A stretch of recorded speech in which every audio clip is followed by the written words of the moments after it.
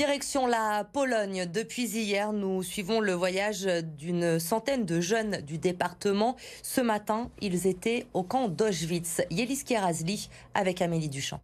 Le visage fermé, ces élèves sortent de la pièce où sont encore stockés les cheveux des déportés du camp d'Auschwitz-Birkenau. Une visite qui leur a permis de comprendre les actes de barbarie nazie de la Seconde Guerre mondiale, au-delà des livres d'histoire. C'est un mélange de deux émotions.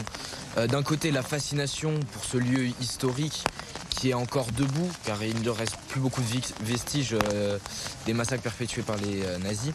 Et de l'autre, une grande émotion de tristesse face à l'horreur commise par ces derniers. C'est en sortant vainqueur du concours national de la déportation et de la résistance que 3 lycéens ont pu accéder à ce voyage en Pologne de 2 jours. Après plusieurs mois passés à travailler sur le sujet, Lali, elle, est restée marquée par certaines pièces de ce lieu tristement célèbre de la Seconde Guerre mondiale. Les chambres à gaz et le crématorium à la fin, parce que c'est là où il s'est peut-être passé les pires choses qui a pu se passer dans ce camp.